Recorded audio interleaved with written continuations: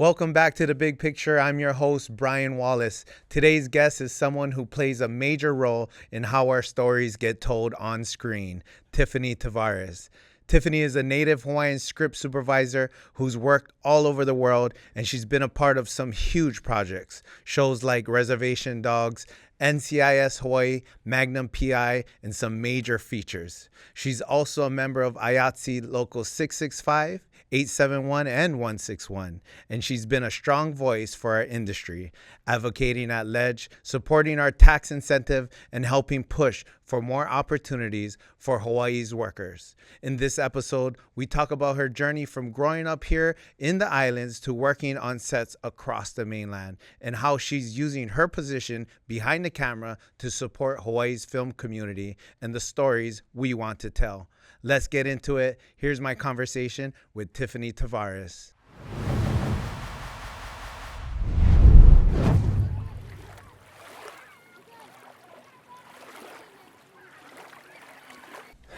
Guys, today we have a legend on the set. She's very humble. I asked her to be on this show, and she said, "Why would you have me on?" And the thing is, like, why wouldn't I? You know, you're Tiffany Tavares, born and raised here, but worked around the world doing all types of film, television projects as a script supervisor.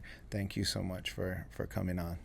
Thank you so much for having me. I'm honestly so grateful that I can call myself a script supervisor, and that I'm from Hawaii, and that I get to work in film. Yeah. Let's talk about how you got into film. Was that something that you always planned out to do from high school at a young age? I think my entire life I wanted to work in TV. Like, I don't remember a time that I didn't want to work in television. I left Hawaii and I moved to San Francisco, and I went to film school. But I actually didn't finish. I ended up doing what a lot of local girls do. You leave for college, you meet a guy, and you end up leaving your dreams kind of behind and helping them follow theirs.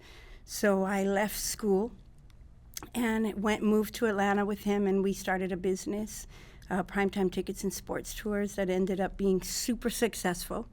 And so we made a lot of money our first year, and I never went back to school. And I was 6 classes from having my degree. What? Yes. But even before that, how did you know you always wanted to be in television and film? Were you in entertainment as a young lady, or? No, I never danced hula or nothing. I have 2 left feet. Was not an actor at all. Oh, maybe I did like 1 play because I had to. I just really I love to read, and I love to just lose myself in my imagination in books. And I always just wanted to tell stories. So I never wanted to do anything else than work in entertainment. Wow, okay. And so you went to, what college did you go to? So I went to City College of San Francisco and San Francisco State. And then I interned at CNN, and I thought I was going to do news. I was super hype. But while I was interning at CNN, I kind of was like, wow, this is kind of boring. It's something terrible every single day, and I don't think that I want to be a part of that. Right. So it was kind of easy to follow my ex-husband to do his dreams, because at that point, I thought I was going to do news or tell those kind of stories, and I was a little disillusioned with my internship. So I think it's super good for people to do internships, because you'll see what you don't want to do. So I end up helping my ex-husband with this business and getting married and having kids. And then I split up with my husband, and my brother had become a production coordinator. So he was working in film, and for my birthday, he bought me a workshop as a script supervisor, which is a job I had never heard of ever. And at the time, I was living on alimony, and I was like, I don't want to take this class. I live on alimony. I'm good, And he was like, Tiffany, you're bored, and I think that this job is a job that will change your life. No lie, I see for you, living a incredible life if you just take this class. So I did, and my script teacher became my mentor, and I really never stopped working. She referred me my first movie, and then I got 5 referrals from that movie, and I never stopped working. Oh my God. Where was all this? Was this in LA? In LA. So I had moved from San Francisco to Atlanta, then Arizona. And then when in the dissolution of my marriage, I moved to LA. And so I was in LA. Oh, interesting. And what was your mentor's name? Kimberly Roper. Oh, okay. Yeah, we're still super besties. And I think that I'm her student who worked the most of anybody she taught. Of course. Speaking of work the most, you worked on everything, Chief of War, NCIS. Right now, what was your latest one? Reservation Dogs? The Lowdown. The Lowdown, okay. Yeah, the Lowdown. And this job has taken you everywhere, right? I mean, I feel super blessed. I've worked in Romania, Russia, Greece, all over the country. I've been really lucky. What has been so far your favorite show that you've ever been a script supervisor for? I mean, I've really had some cool shows. Like, I am really grateful for a lot of shows, but 3 in particular, of course, Chief of War, the creation of the kingdom of our people, and to be a script supervisor who's born and raised in Hawaii and is Hawaiian, like, there's no greater story to tell. So it feels pretty epic to have gotten to be a part of that. It was the hardest show I ever worked on. Ever. Really? Oh, did you not see? I did. Did you not see fight scene? I could see how. I know that fight scene on the lava rocks. How many cameras did they have? Dude, I mean, don't get me started. No, I'm kidding. I mean, there were so many different units. It was chaos, beautiful chaos, and we were on the lava, and I mean, it was magical. Yeah. But it was hard. Yeah. and a lot of people don't understand how special it is for people in the film industry grew up locally, because there are a good amount of us. There's a bunch of us at this point that our families have been in the industry for a long time. We grew up in the industry before getting in the industry, but we never get to work on anything that we care about. And, we do spend our time on short films, locally written things, but we're always on cop procedural shows. We're always on vacation movies.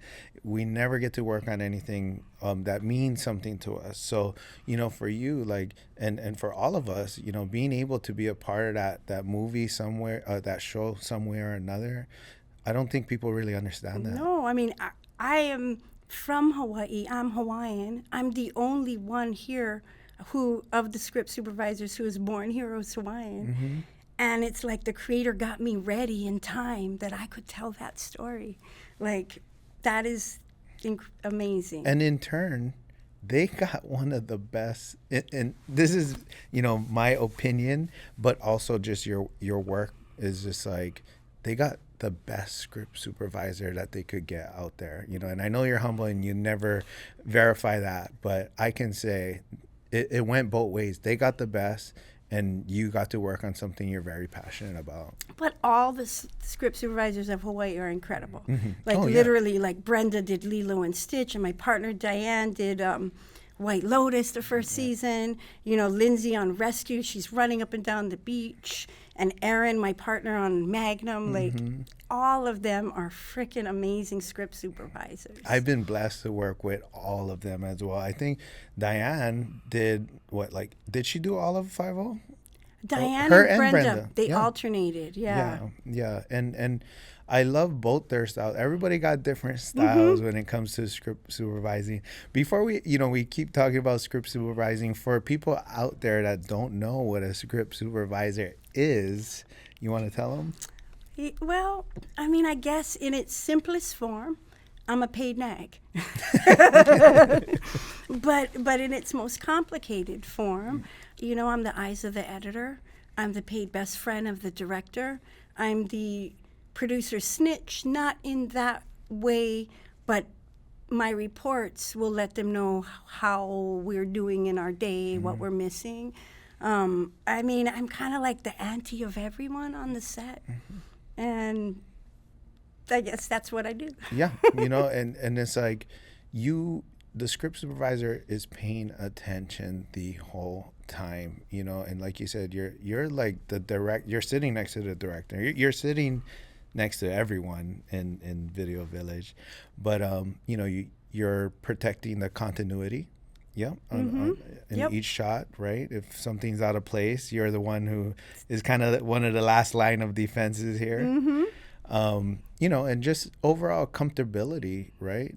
Well, I mean, we work with artists every day, and we shoot out of order.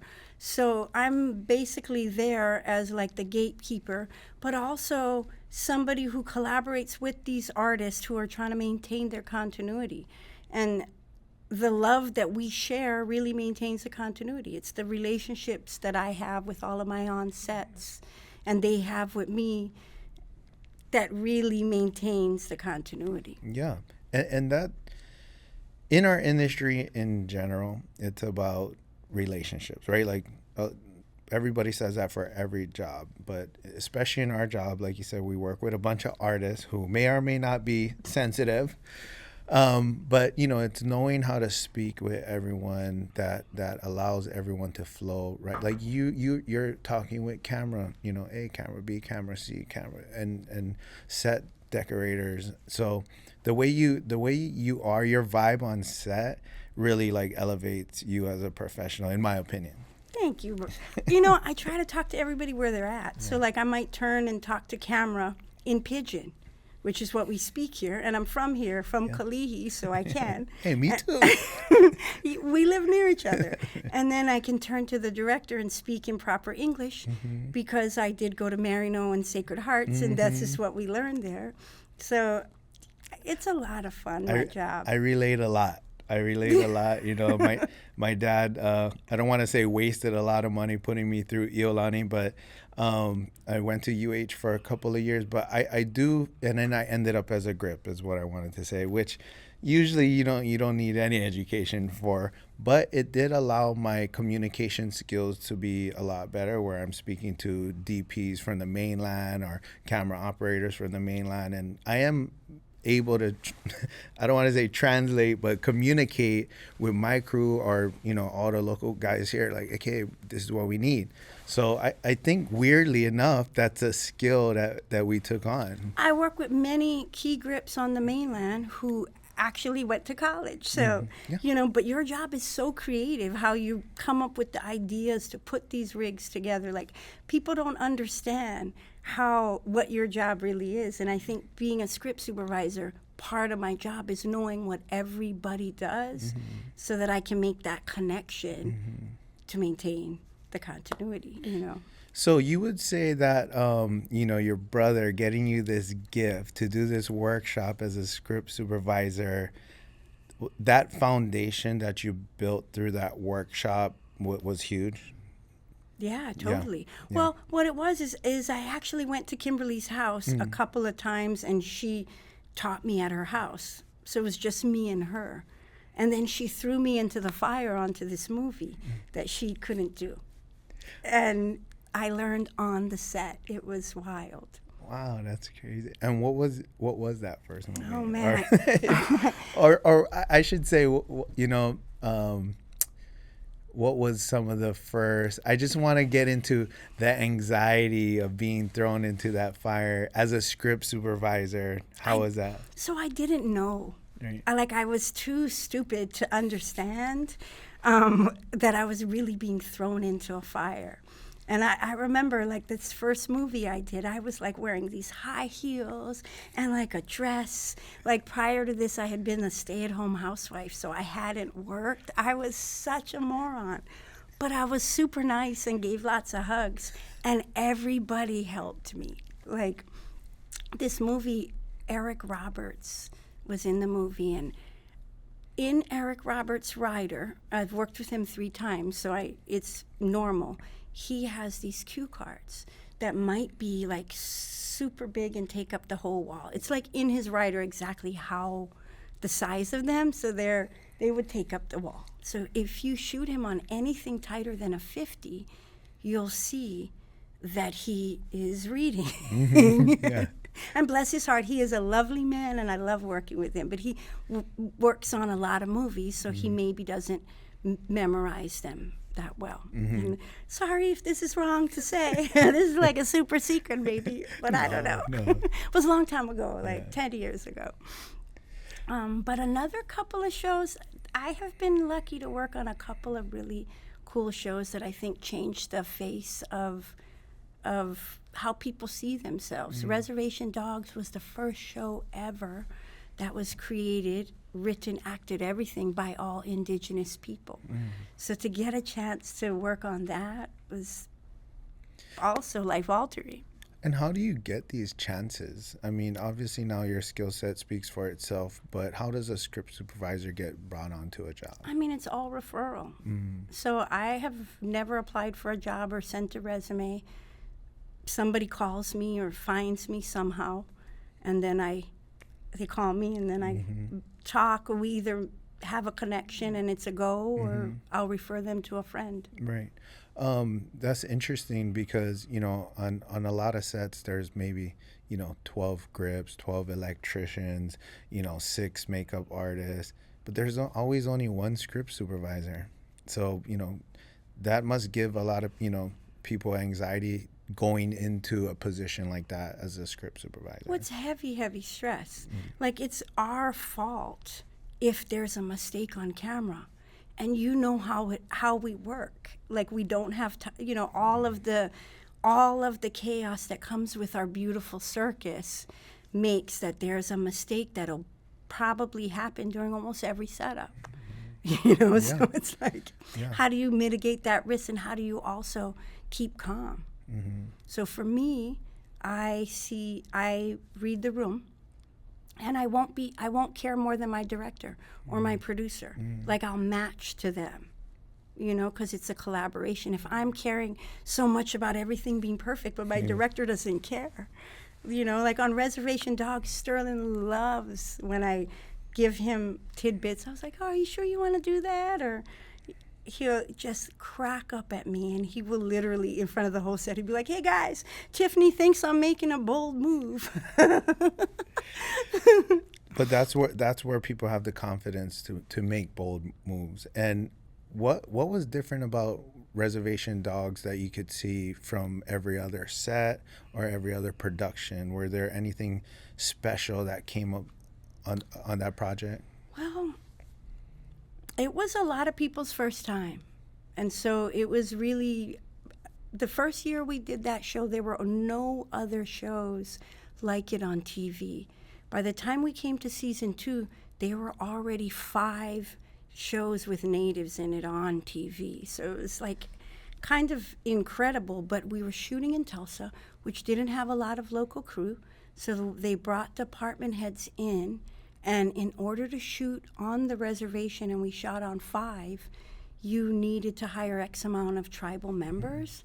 And so we trained them, and watching them grow and seeing Tulsa create a sustainable film community from this one show, Reservation Dogs, it's pretty rad. How did you train them while you were working on the show? Other people. Like, it was, I don't know, like. Did you have them come in on to set and mentor?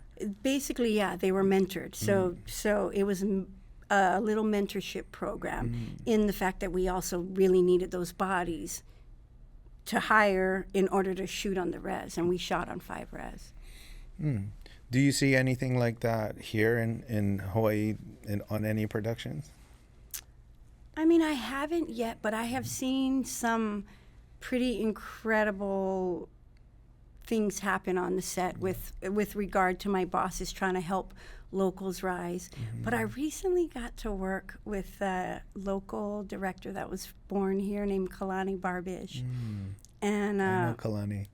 It was my first movie ever with a local born director, and it was incredible. It was probably my best working experience I ever had in this state.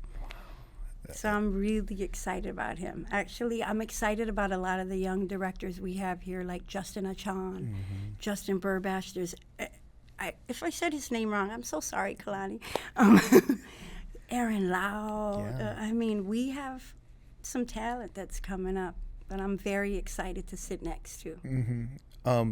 So you would you say Reservation Dogs is your second to Chief of War on favorite projects that you worked on? I mean, it's a special one in my heart, yeah. But I also worked on this really cool show called Queen Sugar, which was created by Ava DuVernay and Oprah to raise female directors in the DGA and people of color in every craft. So this little show that did 7 seasons in New Orleans, and through that show they raised 42 female directors into the DGA. Oh, that's insane. Yeah.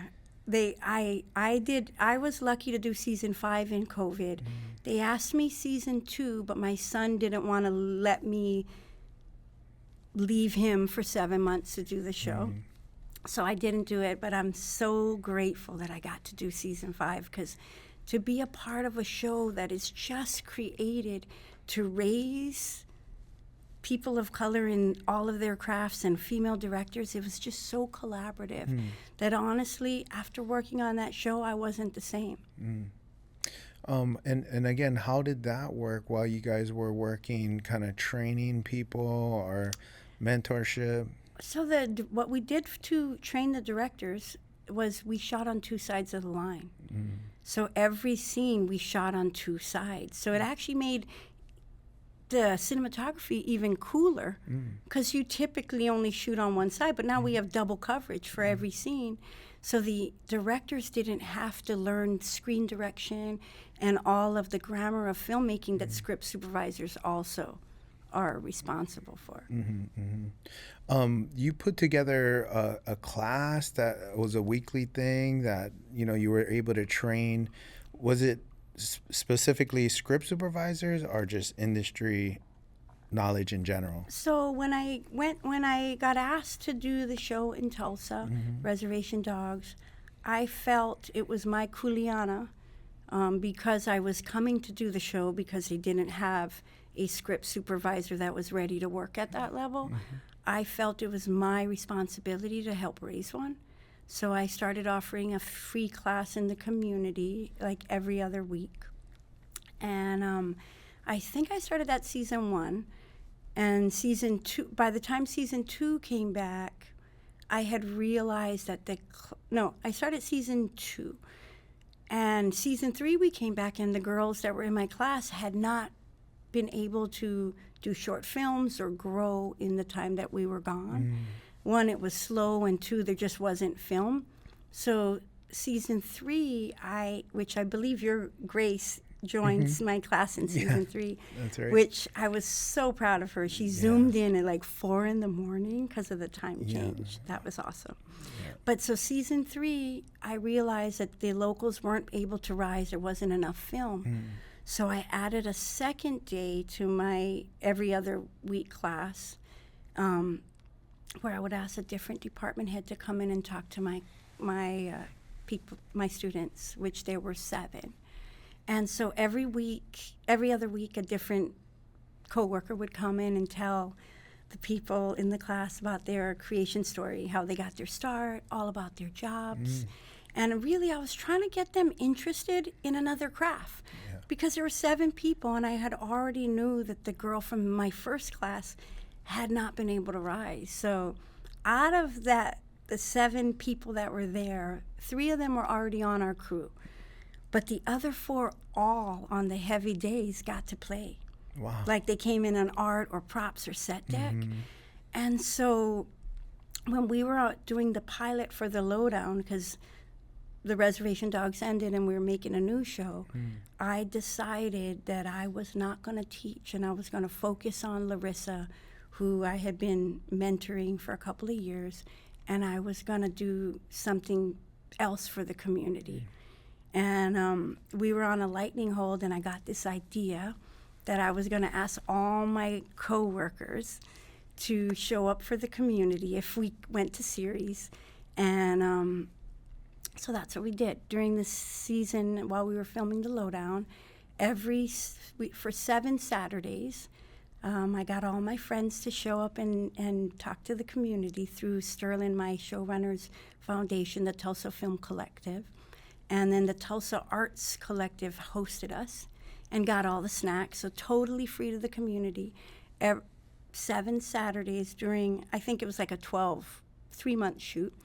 And they talked about their crafts, they mentored, and we reached 350 people. And I think we had 167 people on our wait list, totally free. How do we do that here?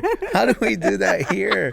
We need that over here. Honestly, the next time I get a job, I'm hitting everybody up. Yeah, yeah. And that says a lot, because you're working, TV hours for 5 days a week, and then you're coming to something else on the 6th day when you're beat. Yeah, it was a lot. Like, honestly, it was this season I was kind of tired, because all my a lot of my Saturdays were to this. But if we come back for a season 2, we have some different plans, how we'll reach the community. And my friends, the sound mixer, will teach how to get sound, good sound. I was going to say, who was your favorite guest? Or honestly, I love them all. Like, we're all artists. So I really love hearing everyone's creation stories. Do you prefer working on television or feature films? I mean, everybody loves a movie, but the truth of the matter is you kind of make your community in TV, because your coworkers become your family, and there's a beautifulness to like loving your neighbor and seeing them every day. Do you ever feel locked down, like for a person like you who's experienced so many different avenues of script supervising? Do you ever feel locked down on one specific show? Well, the beauty of TV is if you're a commitment phobe, you get to sit by different directors every week. Yeah, that's true. So honestly, it's always a different thing, and everybody's like, no 2 days are the same. We're shooting in all kind of cool places. There's like always fun people around. Yeah. And I know like on Hawaii Five-0 and other shows, they do like like you said, it's a different director every episode. So you prep with one director and then shoot his episode. So you kind of get a week off from set, and then you have basically a week on set, right? But that's only here in Hawaii. Really? No place else does this. Yeah, so no place else does this. And on the mainland, you're expected to do all of the episodes. Wow. And why do you think that is? I mean, for continuity, some people believe that one person should carry it. And it's just how it's always been done. But I love how here we alternate, so like you can enjoy the beach. We're in Hawaii. Yeah. Like you can actually go hiking, you can have a life. So I enjoy alternating, but when I'm on the mainland, I do all the episodes, and I like that too. So it's just different. Where do you feel like, because you're a great, you're a great example of someone who's, been around the world, experienced a lot of different sets and a lot of different cultures and a lot of different places. What do you think is unique about working and shooting in Hawaii? Man, I mean, we have some of the best crew in the world. Like, honestly, if you can't reset a rock in 10 feet of water, don't do props here. Right. I mean, Hawaii is beautiful. Like, in the meetings that I have for TV shows here, like, our landscape is a character, but Hawaii can be anywhere if we use it that way, too. But, I mean, I just honestly love working with us. You know what I mean? Like, we're from here, we get to do TV here, and I love that. Do you feel like other people like working with us as well, whether it's here in Hawaii or elsewhere? I mean, we're the coolest. Like, go on. I mean, like, we making movies a lot of fun. Like, we had so much fun on NCIS Hawaii. Yeah. But our bosses were the best too. Yeah. We had something special on that show with Tim and Eric and Matt Bozak. I don't know if you know this, but I always chat with the PAs or people, find out what their dreams are and where they want to be in TV or film or like what their dreams are. And on NCIS, I was able to let Tim, our producing director, or Matt Bozak know, and they took meetings with everybody. So I think that show, it's a bummer that it's gone, because I think that it would have raised a lot more locals moving forward. No, I agree. Like, for example, Eric Hayes, great UPM, and like you said, I felt like he was different from a lot of other UPMs. I have a nonprofit called Humble Heart, and back on 5-0, I always saw our catering food kind of go to waste, you know. And the caterers, Miguel and the gang, I love them so much, right? Super cool. Always helped me with my outside. You know, whether I was, you know, at a shelter feeding everyone, they actually made the food for me on my outside things. So I asked them, I said, hey, what do we do with all the leftover food that we don't eat? Because I saw how much it was. And he said, oh, we don't really do anything. I said, oh, how come? Let's go donate it someplace. And they're, oh, we cannot, Papa. It's liability, you know, if someone gets sick. So I said, oh, okay. So that was that show. But I revisited that on NCIS with Eric Hayes, because Eric is approachable like that, right? He always come on set, say what's up to everybody. And I said, hey, you know, I kind of found Aloha Harvest, and they actually take on the liability of our catered food. So he went above and beyond, and because it's corporate, he went up the corporate ladder, fought for us to have this system, set up a refrigerator at our studio that we could put all our leftover food, and Aloha Harvest would come and get our food every single day. But what I'm saying is, like, that's rare, you know. And so when Eric Hayes is a rare UPM. We knew that we were going to go home safe every day. You could feel how he cared about us. Like, that's not normal also. Yeah, and it's a bummer. We only did 3 I seasons, know. and I was but yeah, you know, I think I'm biased, but I do see when people come to Hawaii, we make a difference in their lives, you know. And I think they feel like their quality of life shooting here is better, and you can't really put a number on that or a budget on that. But I feel like that is a selling point of bringing shows here in Hawaii, you know. And I'm very passionate about training, you know, the next generation, and sharing our knowledge. And I know you are too. What are some of the ways that you feel like you can share your knowledge, or do you? What's your dream as far as if you could give back to the film community here? Oh, dear. But you know That's what? a big question. Yeah, it is. I guess I'd like this, because you probably won't say this, but you work on a lot of local short films here for free. I do. Yeah, I do. So anybody with a bigger dream, I feel like they should have the access to having a script supervisor who has sat next to over 150 directors and have worked with like 80 some different producer groups. I feel like our local kids deserve that benefit to sit next to me so that I can kind of guide them, similar to how I worked on Queen Sugar and Res Dogs. Like, I love working with people on their first time. Yeah, I think that's important to do. What are some of the short films that you've recently worked on? Oh gosh. I worked with Grace on 53 Tuesdays. Oh yeah. I see the previews coming up. Yeah, we collaborated on that. That was really awesome. We did the first day together, so I could see where she was at, and yay, yay to Grace. And then she did the next day, and then I did the final day. Oh, okay. So the young filmmakers kind of got a mix of the two of us. What do you feel is lacking here in Hawaii when it comes to, you know, maybe training or just in general in our industry? What are we lacking compared to LA or New Orleans or Atlanta? Well, we need more creators.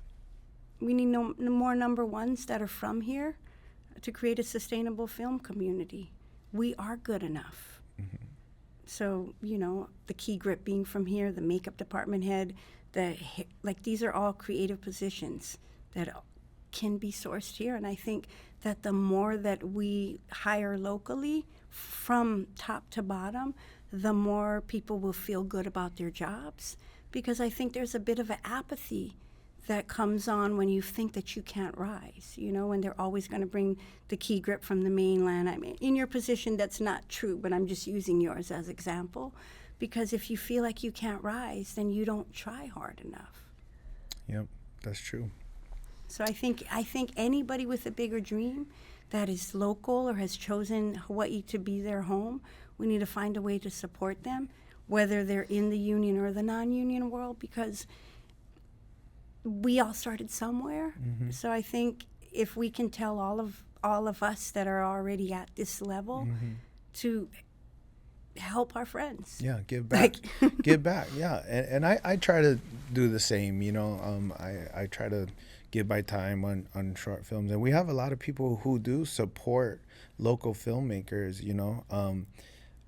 Gerard Elmore, holy right? wow. Didn't you work with him recently on something? No, but the energy. I actually went to the PIF Film Festival in New York because the premiere of the Lowdown happened to be also there in that same week. So my cousin Kanoe and I flew up there and went to see PIF, and Gerard spoke so passionately about the arrangements and about all of his work. I was like, God, I got to know him.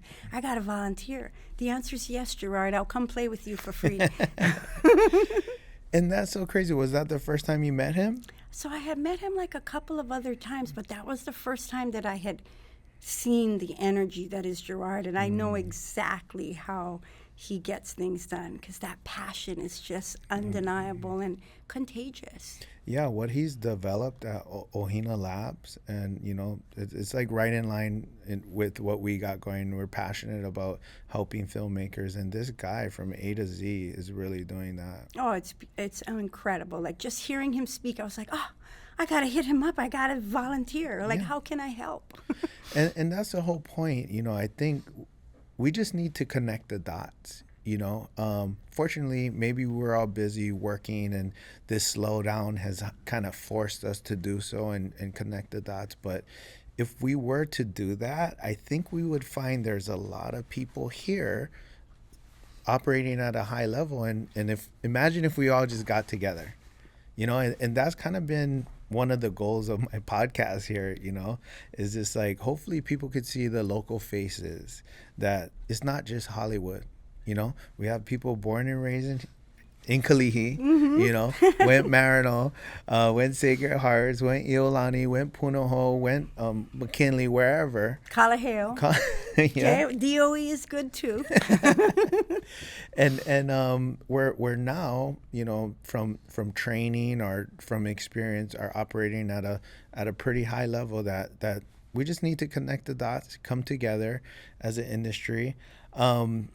You're part of Local 665, right? Yep. And you serve on which committee?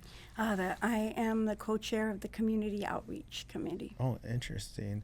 And what really is involved with that? Well, I felt the need to leave Hawaii to actualize a dream in the entertainment world. So I really am trying to catch the kids at their schools, you know. So I any school that requests us to come and do a career fair or come talk to them, we'll say yes, and I'll bring a couple of friends and we'll go talk to the kids.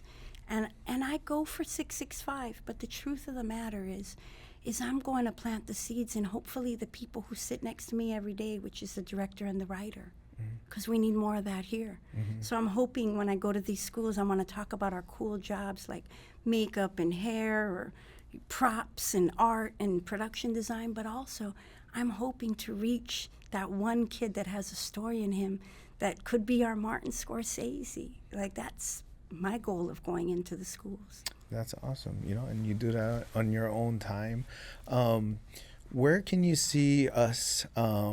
I think you've given testimony in legislative sessions about how we need support from our state to have the film industry here. What is your perspective on that, and how does that help when the state gets behind us? Well, I'm praying that they fix our credit this go around. And I like what HFA, what you guys have been, you know, the tax credit that you guys have put forward.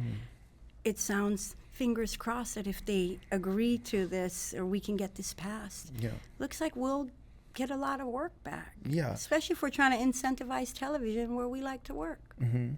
Yeah. And again, it's mainly about bringing everyone together. And that's why the Hawaii Film Alliance was made, was because we all been working kind of in our separate corners. And it takes all of us coming together and working as one and pushing forward. And so, like, even inviting someone like you into our group for input, you know, we're made out of a lot of subject experts, you know, and that's really critical when speaking to legislation, because a lot of times they don't know. I think it's a communication issue that they don't know. Number one, it's a lot of local people depending on this industry to survive.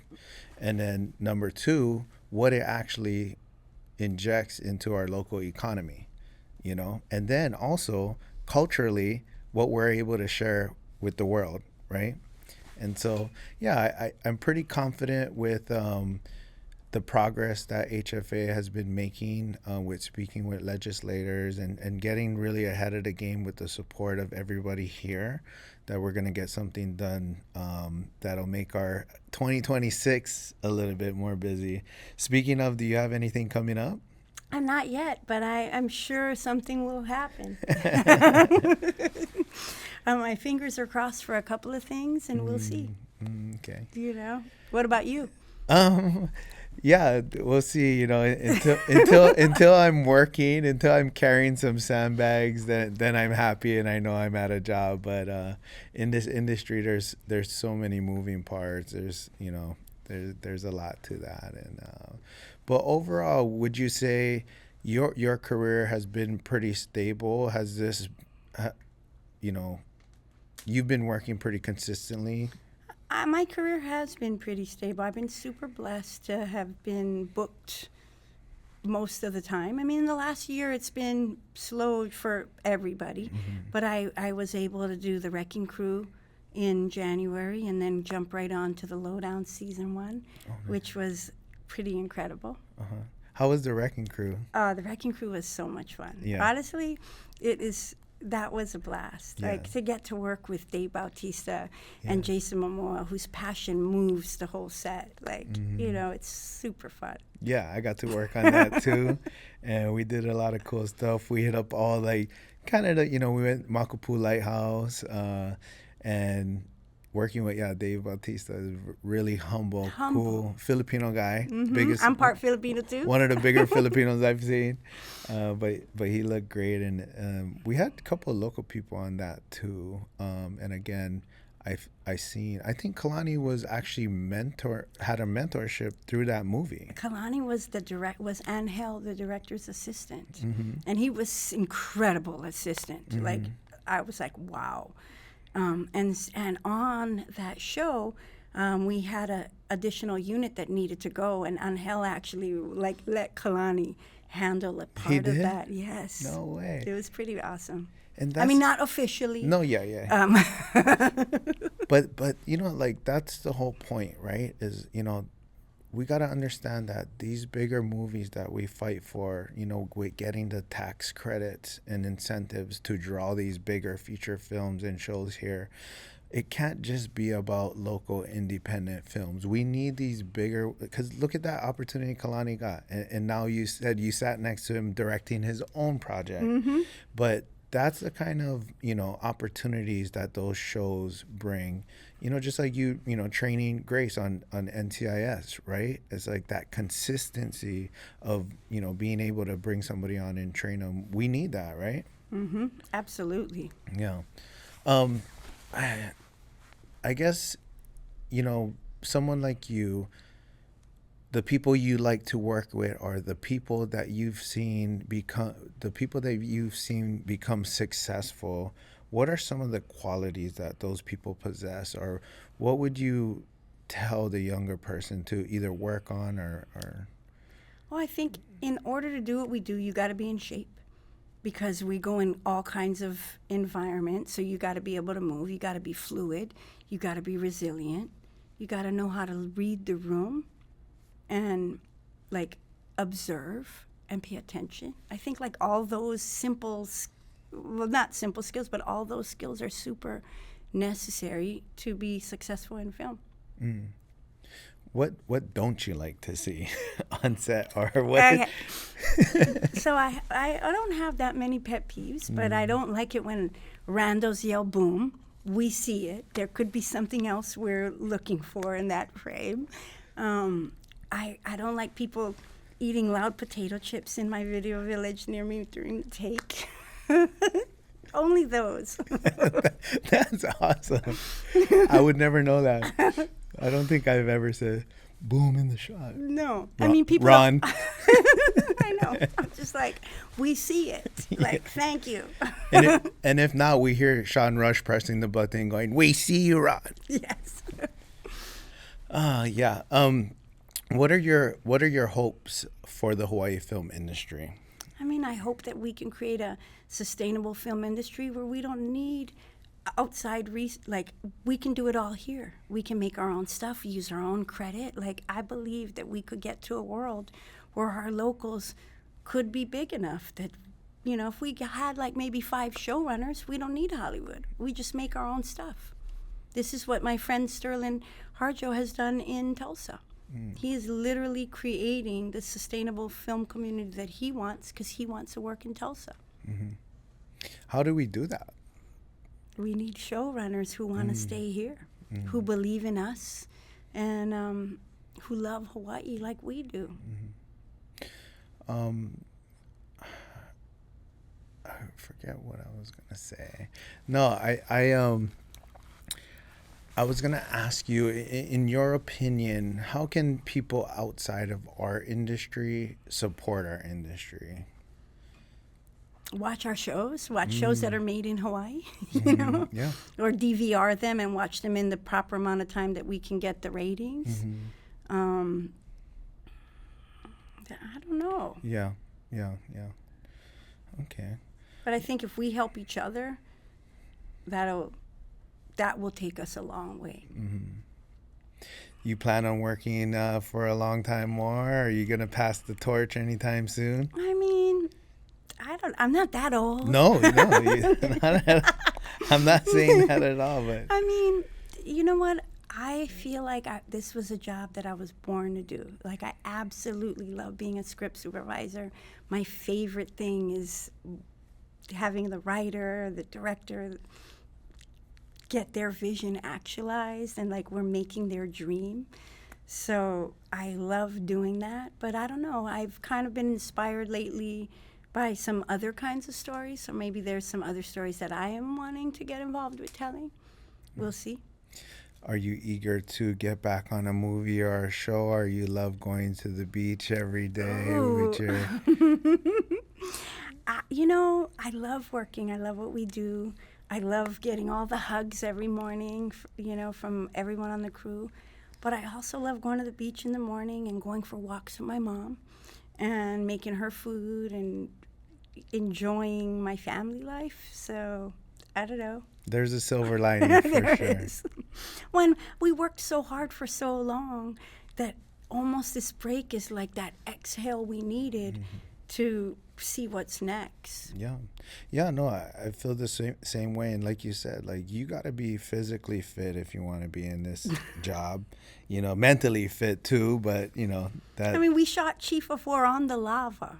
There weren't that many gators, so many of us were walking out to the lava. You got to be able to do that, and that's like hard lava. You know? Yeah. And so, like, for me, this time was really to try to get myself back physically, you know, and anytime that we're off, right, I stay intentional about trying to stay physically fit, because, you know, like, my dad he just retired from the industry after 40 something years. He's in incredible shape, you know, and I always kind of like hope that I'm in his shape when I'm his age. And, you know, fortunately or unfortunately, he worked till, 68 years old. But I see a lot of people who don't focus on their physical fitness, and they deteriorate quickly, you know. Well, we work in high stress, high stakes. There's snacks all day long, so you can, if you're not intentional with what you're putting in your body, you could gain weight on a season. I mean, we literally have tons of food and food trucks as presents every Friday and stuff. I know. You know? Yeah, I know. A lot of our, I'm going to joke about it, but a lot of our actors, actresses, when they get to Hawaii, it's almost like any kid who comes from the mainland to college here, you get your freshman 15, on the show. It's like, yes. We're introduced, this is a Manapua. Spam musubi. Well, I told you that this hour was going to go by quick, and it did.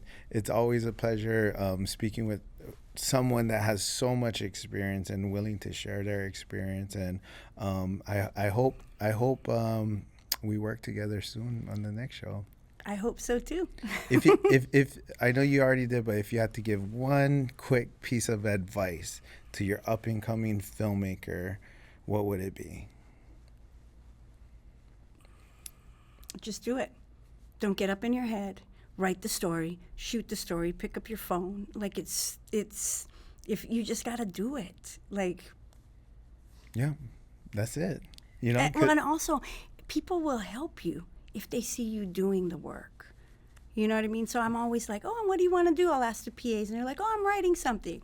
Be like, cool. A couple weeks later, be like, how's that going? And if they're like, oh, I haven't had time to write, I know maybe I'm not going to ask them again. But if they say, oh, I wrote all of this, I'll be like, send it to me. And then next time they come by me at Video Village and I have my writer there, I'll be like, oh, Ron, such and such is writing something. Because they did the work, I'm going to connect the dots. But if they don't do the work, I'm not going to waste the dot connector. That's awesome. Yeah, you never know when your opportunity will come, and people are attracted to that. You do the work, people see you working, people you're putting your time, your passion.